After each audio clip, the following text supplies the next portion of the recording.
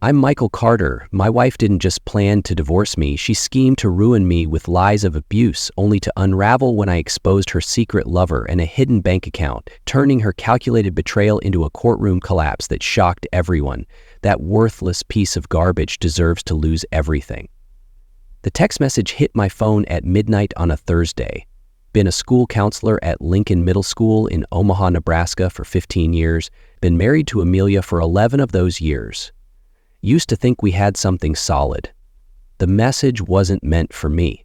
It came through because we shared a cloud account, something I'd set up years back for convenience.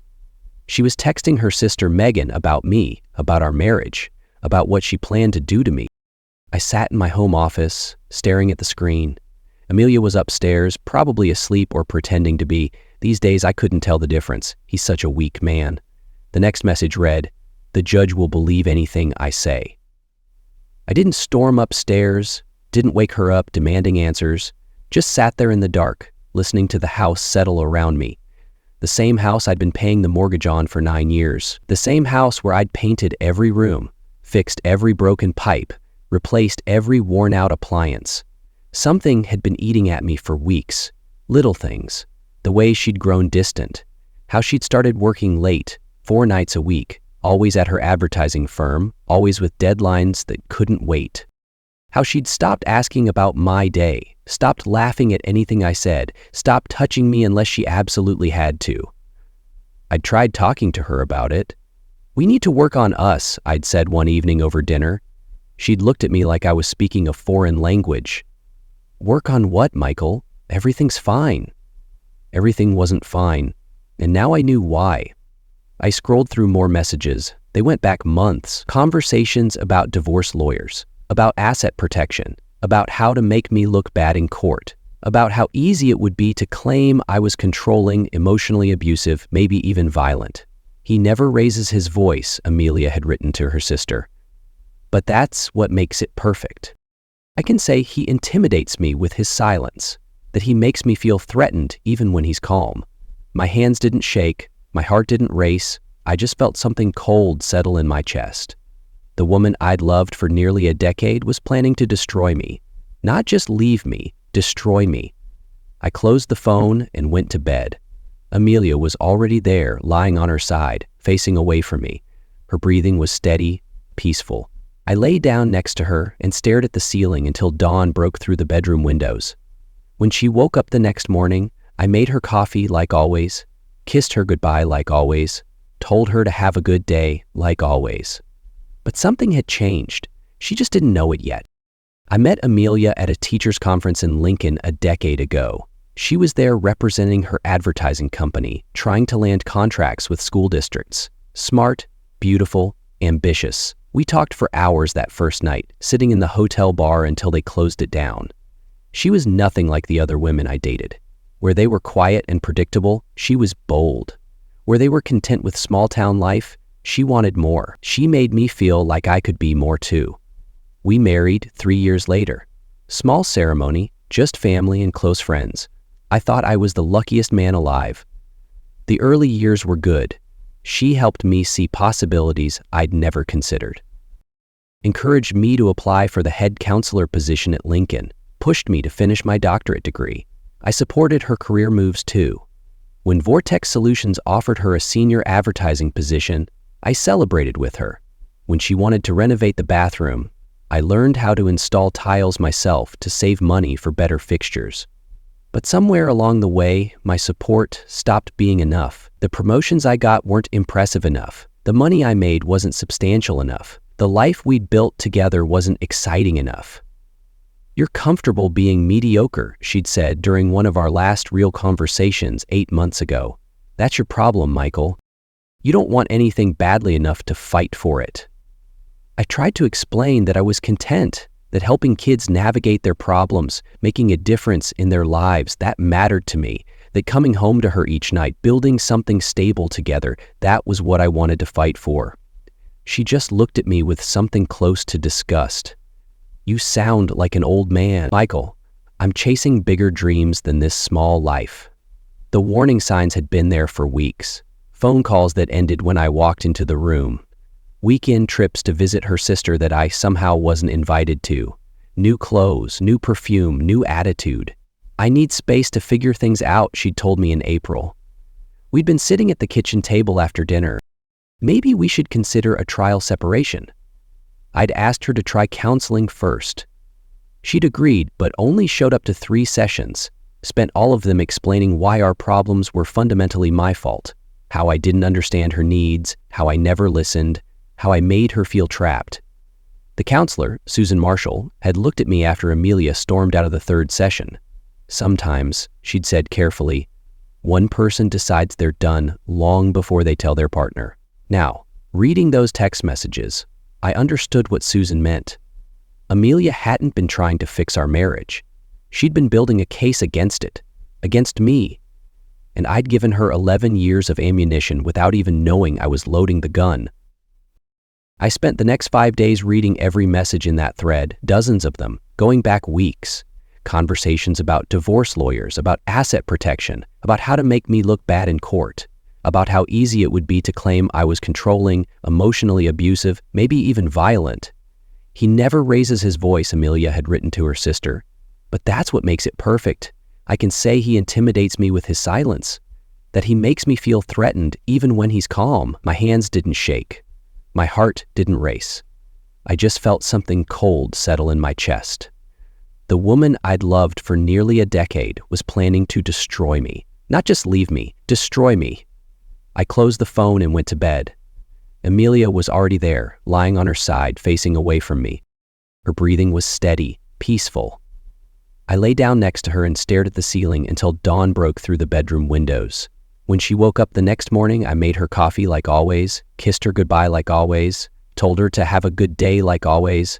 But something had changed. She just didn't know it yet. I didn't confront her, didn't print out the messages and wave them in her face, didn't call her sister and tell her what I thought of their plan. Instead, I did something I'd never done before in my life. I got strategic. Saturday evening, I drove to a tech shop in Omaha, paid cash for a security system. Nothing fancy, nothing hidden, just cameras for the common areas of our house. Living room, kitchen, hallway, my home office. Nebraska's one-party consent law meant I could record conversations in my own home without telling anyone else. I installed them over the weekend while Amelia was at her sister's place. Told her when she got back that I'd been thinking about our security after some break-ins in the neighborhood. She barely looked up from her phone. "Whatever makes you feel better, Michael," she'd said. If she'd paid attention, she might have noticed I seemed different, calmer, somehow more focused. For the first time in weeks, I wasn't walking around wondering what was wrong with our marriage. I knew exactly what was wrong with it. And now I was going to prove it. The cameras started recording Tuesday morning. By Friday, I had everything I needed. But I kept them running for weeks longer just to be thorough. Some fights are worth having. This one was worth winning. The footage was better than I'd hoped for, worse than I'd feared. Amelia spent Wednesday afternoon in our living room, practicing her story. Actually, practicing it like lines for a play, standing in front of the mirror above our fireplace, arranging her face into different expressions of fear and sadness. "He never hit me," she said to her reflection. But the way he looked at me when he was angry, it was terrifying. She tried the line with chilling precision, adjusting her voice each time. Sometimes I felt like he wanted to hurt me but was holding himself back. She rehearsed for over an hour, talked about how I controlled what she wore, where she went, who she talked to. None of it was true. I'd never told her what to wear, never questioned her friendships. The only time I'd ever asked about her whereabouts was when she didn't come home until midnight and I'd been worried. But listening to her practice these lies, she almost had me convinced. The tremor in her voice when she described feeling unsafe in my own home. The way she paused and looked away when she talked about my unpredictable moods. She was good at this, really good. Thursday, she had Megan over for what the cameras caught as a strategy session. They sat at my kitchen table, the one I'd refinished myself 3 summers ago, and went over her story piece by piece. "You need to be more specific about the financial abuse," Megan said. "Saying he controls the money isn't enough. You need examples." "Okay," Amelia replied. What if I say he won't let me have my own credit cards, that he makes me ask permission for purchases over $75? 0 cents. I had all the credit card statements in my office. Amelia had charged tens of thousands in the past few months alone, most of it on clothes and dinners I knew nothing about. Perfect, Megan nodded. What about emotional stuff? The counselor said judges respond to that. I can say he gives me the silent treatment when I disagree with him, that he makes me feel like I'm walking on eggshells. Oh, and the thing about him monitoring my phone, I'd never looked at her phone, never asked to. The only reason I'd seen those text messages was because of the shared cloud account she'd forgotten about. This is going to work, Megan said, reaching across to squeeze Amelia's hand. By the time you're done, he won't know what hit him. They laughed about it, actually laughed, sitting in the kitchen where I'd made her breakfast every morning for 9 years, planning how to destroy my reputation and my life. The worst part came Saturday night. Amelia was on the phone with someone, a man I didn't recognize from the voice. She was in the living room, pacing back and forth in front of the couch we'd picked out together. No, he doesn't suspect anything, she was saying. He's too trusting, too, naive. He actually thinks we can work things out. The man said something I couldn't quite catch. Trust me, after this divorce, I'll have enough to start over wherever I want, and he'll be so damaged professionally, he'll be lucky to keep his job. Who's going to trust a school counselor who abuses his wife? My hands clenched into fists as I watched the footage later that night. She wasn't just planning to leave me. She was planning to make sure I lost everything, my reputation, my career, my ability to help the kids who depended on me. I know exactly what buttons to push, she continued. I've been watching him for years. He thinks his calm, reasonable act makes him look good, but I can spin it, make it look controlling, cold, manipulative. After she hung up, she stood in front of the mirror again. This time, she practiced crying, actually practiced it, working up tears and then checking her reflection to see how it looked. I turned off the monitor and sat in my office for a long time, staring at the wall. 11 years of marriage, 11 years of believing I knew the woman I'd shared my life with. I'd been living with a stranger who was planning to destroy me for sport. The breakthrough came on a Wednesday morning in May. Amelia thought I'd left for work, but I'd forgotten my lesson plans and doubled back. The cameras caught her on the phone with someone new, a woman this time. Attorney Thompson's office, the voice was saying. I've reviewed your initial consultation notes, and I think we have a strong case for spousal support and asset division. Amelia was sitting at our kitchen counter, a legal pad spread out in front of her.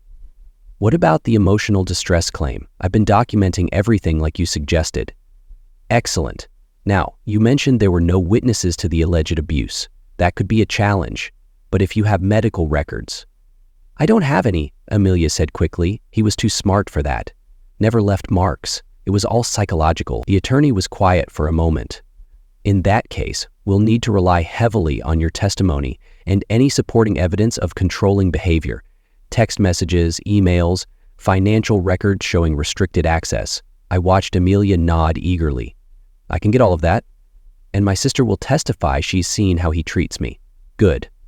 Now, there's something else we need to discuss. Nebraska is a no-fault divorce state, but if we can prove domestic abuse, we can significantly increase your spousal support award.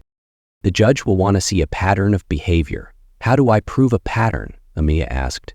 Document everything from here forward. Keep a journal of incidents. Even subtle glances can be spun as menace. Even normal disagreements can be framed as intimidation, if presented correctly.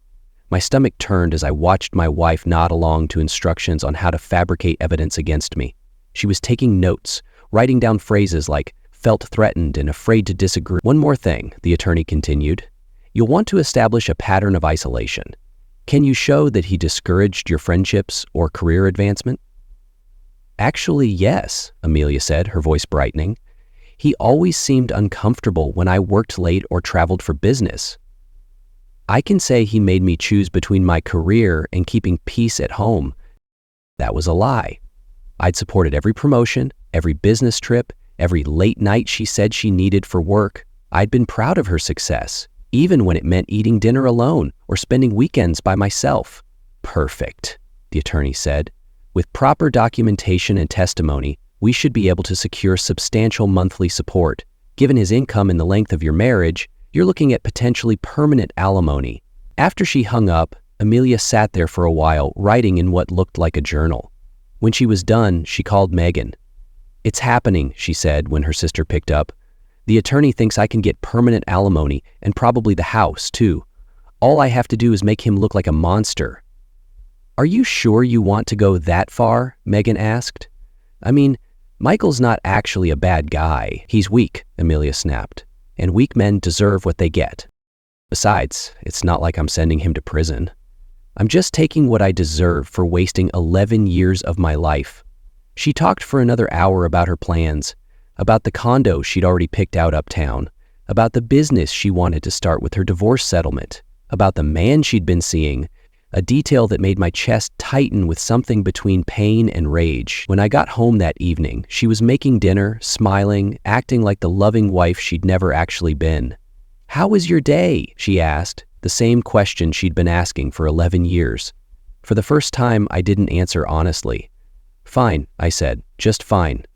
Two could play the acting game. I called in sick Friday morning and drove to Lincoln to meet with Charles Bennett, a divorce attorney I'd found through careful research. He specialized in defending against false abuse allegations, a specialty I'd never imagined I'd need. His office was nothing like the flashy uptown firms, just a small suite in a modest building, file cabinets lining every wall. Bennett, with decades of experience, with graying hair and tired eyes that suggested he'd seen every variety of human betrayal. "Mr. Carter," he said, shaking my hand, "tell me what's happening."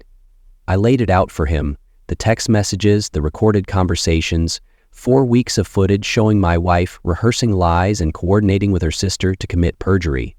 Bennett watched several clips without saying a word. When I finished, he leaned back in his chair and whistled softly. "In my career," he said, "I've never seen anything this comprehensive. Your wife essentially documented her own fraud." "Is it enough?" I asked. "It's more than enough, but we need to be strategic about how we use it. If we reveal everything too early, she'll claim the recordings were altered or taken out of context. We wait until she's committed to her story under oath." He explained the process. Amelia would file for divorce and likely request an emergency hearing for temporary support, claiming she was afraid to remain in the house. She'd present her evidence of abuse. Her attorney would paint me as a dangerous man who'd hidden his true nature for years. Then Bennett said, "We present the recordings not as a surprise gotcha moment, but as evidence that directly contradicts her sworn testimony. The judge will see that she's not just lying, she's been planning to lie for weeks." I signed the retainer agreement that afternoon. Bennett would stay in the background until Amelia made her move. Then, we'd respond with everything we had. "One more thing," he said as I was leaving. "Don't change your behavior at home. Don't give her any reason to think you know what's coming. Act exactly like you always have." That was harder than it sounded, going through the motions of normal married life while knowing it was all performance. Making conversation over dinner while watching her practice destroying my reputation. Listening to her complain about work stress while she planned to claim I'd caused her emotional trauma. The cameras kept recording.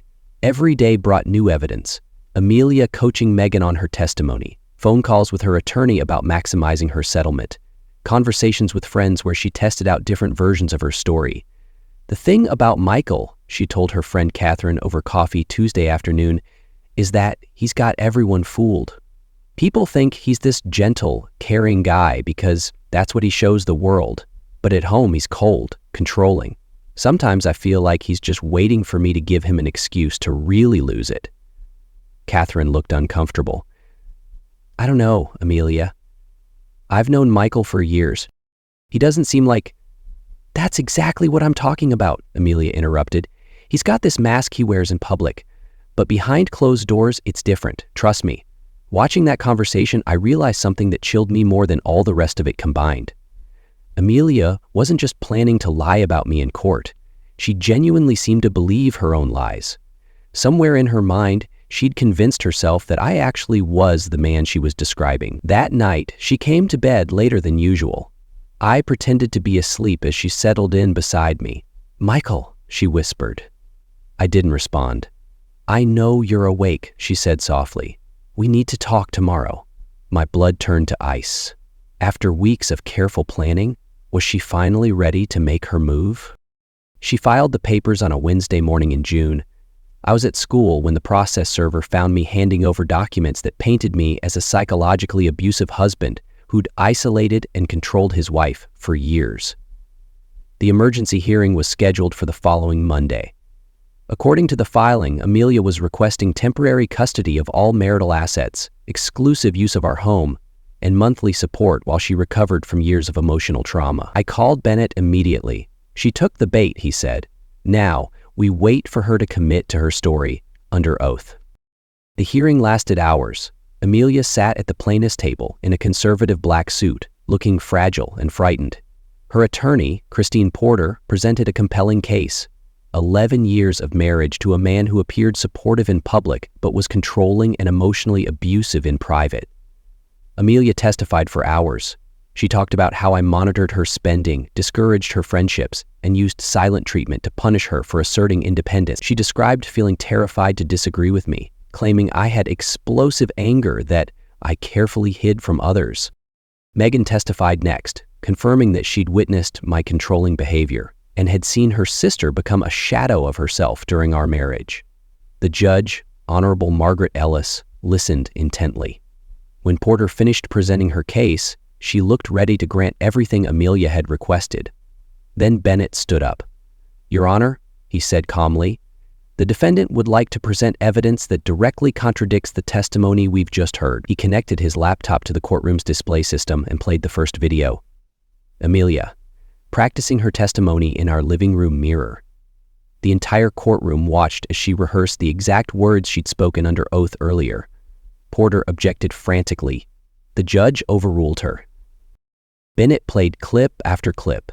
Amelia coaching Megan on perjury, phone calls with her attorney about fabricating evidence, conversations where she laughed about destroying my reputation. A new video revealed her discussing a secret bank account with $50,000, 0 cents, she'd siphoned from our savings, linked to her lover, a colleague named Ryan. The courtroom was silent, except for the sound of my wife's voice, recorded in our home, planning to commit fraud against the court system. When the final video ended, Judge Ellis looked at Amelia with something between disgust and disbelief.